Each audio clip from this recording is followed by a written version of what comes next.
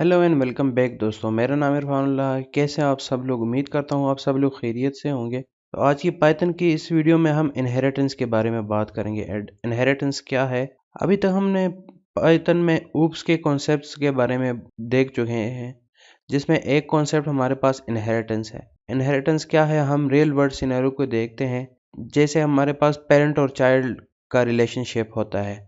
तो जो चीज़ मेरे पेरेंट्स ऑन करते हैं वो चीज़ मैं भी ऑन करता हूँ। मेरी एक कोई चीज़ है जैसे मैं ऑन करता हूँ लेकिन मेरे पेरेंट्स वो ऑन नहीं करते हैं। लेट्स से मेरा एक पेरेंट के पास एक मोबाइल है, तो वो मोबाइल मैं भी ऑन कर सकता हूँ, उस पे मेरा भी हक है। इस तरह अगर मेरे पेरेंट्स का घर है तो उस घर पे मेरा भी हक है। तो सेम इसी पेरेंट चाइल्ड के कॉन्सेप्ट्स को हम प्रोग्रामिंग में भी लेकर आते हैं और उसको इनहेरिटेंस बोलते हैं। तो एक एग्जांपल की तरफ चलते हैं, अपने आईडी खोल लेते हैं। अब यहाँ हमारे पास पेरेंट चाइल्ड का कॉन्सेप्ट आता है। तो अगर हम बी को ए से इनहेरिट करें तो बी हमारा क्या हो गया? चाइल्ड क्लास हो गया, और ए हमारे पास क्या हो गया? पेरेंट क्लास हो गया। इसको हम एक और टर्मिनोलॉजी भी यूज़ करते हैं इसके लिए कि बी हमारे पास क्या है? सब क्लास है, और ए हमारे पास क्या है? सुपर क्लास है। तो ये कुछ टर्मिनोलॉजीज यूज़ हो रही हैं जो कि इनहेरिटेंस के हवाले से हैं। सपोज मेरे पास एक क्लास है, उसका नाम अभी के लिए हम रख लेते हैं ए। उसमें हम एक दो मेथड लिख लेते हैं, def F E A T U feature 1। मैंने यहाँ पे एक क्लास बनाई है ए के नाम से। उसमें मैंने दो मेथड लिखे हैं, फीचर 1 और फीचर 2। दोनों एक में मैंने प्रिंट करवाया है मेथड 1, दूसरे में मैंने प्रिंट करवाया है मेथड 2। फिर उसके बाद मैंने उसका एक ऑब्जेक्ट लिया है और उस ऑब्जेक्ट के मैंने दोनों फीचर्स कॉल किए हैं। उस ऑब्जेक्ट से मैंने उस क्लास के दोनों फीचर्स कॉल किए हैं। तो रन करके चेक कर लेते हैं। तो मेरे पास आंसर क्या आया है? मेथड 1 और मेथड 2। अब हम क्या करते हैं कि पाइथन में हमारे पास इनहेरिटेंस तीन तरह की होती हैं। एक होता है, तीन तरह के इनहेरिटेंस को सपोर्ट होता है। एक होता है हमारे पास सिंगल लेवल, फिर होता है हमारे पास मल्टी लेवल इनहेरिटेंस, फिर हमारे पास होता है मल्टीपल इनहेरिटेंस। तो सबसे पहले हम जाते हैं सिंगल इनहेरिटेंस की तरफ। लेट्स से मैं एक और क्लास बना लेता हूँ, क्लास बी। पहले कोड लिख के उसके बाद एक्सप्लेन करता हूँ। अब मैंने एक और क्लास लिया है बी, उसमें मैंने दो मेथड्स डिफाइन किए हैं, फीचर 3 और फीचर 4। फिर मैंने बी का एक ऑब्जेक्ट लिया है और फीचर 3 और फीचर 4 का मेथड बी ऑब्जेक्ट से कॉल किया है। तो अब क्या होगा कि हम इसको रन करके चेक कर लेते हैं। तो हमारे पास मेथड 1 2 3 4 5 आ रहे हैं, लेकिन अगर हम बी डॉट लिखें तो हमारे पास अभी क्या आ रहा है? बी डॉट हमारे पास सिर्फ इसमें फीचर 3 और फीचर 4 आ रहा है। अब इनहेरिटेंस की बात जब हमने की थी तो हम क्या कहते थे कि अगर एक क्लास दूसरे क्लास को इनहेरिट करता है तो क्लास 1 की जितनी भी मेथड्स या वेरिएबल्स है उसका एक्सेस बी के पास आ जाता है।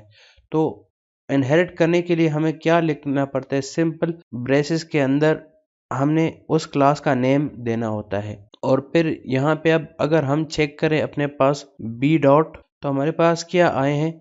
क्लास ए के भी जो मेथड्स हैं वो भी हमारे पास यहाँ पे एक्सेसिबल है, हम उसको यूज़ कर सकते हैं। रन करके चेक कर लेते हैं। तो देखा दोस्तों, मैंने क्लास बी के ऑब्जेक्ट से मैंने कौन कौन से मेथड किया है, कॉल किए हैं? 1 3 और 4। तो अब चलते हैं मल्टी लेवल इनहेरिटेंस की तरफ। मल्टी लेवल इनहेरिटेंस क्या होता है?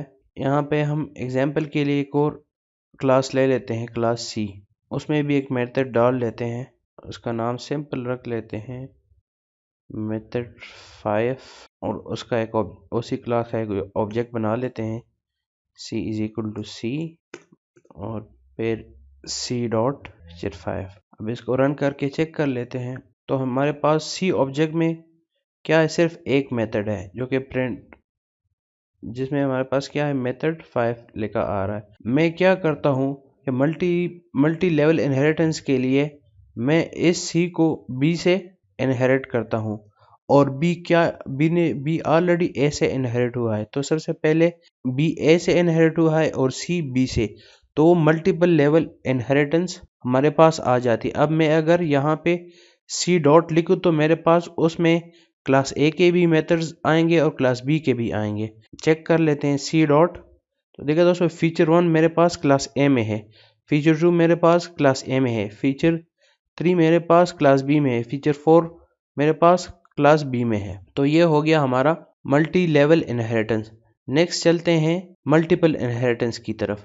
मल्टीपल इनहेरिटेंस क्या है? Let for the time being मैं क्या करता हूँ, इसको ए को बी को ए से इनहेरिट नहीं करता, और यहाँ पे मल्टीपल इनहेरिटेंस हमारे पास क्या होती है कि हमें एक क्लास को मल्टीपल क्लासेस से इनहेरिट करना होता है। इसका एग्जांपल ये है, सपोज लेट से अगर हमारे घर में कोई न्यू बॉर्न बेबी है, तो उसमें कुछ ना कुछ जो इनहेरिटेंस होती है वो अपने पैटर्नल साइड्स की होती है और कुछ ना कुछ वो मैटरनल साइड्स की होती है।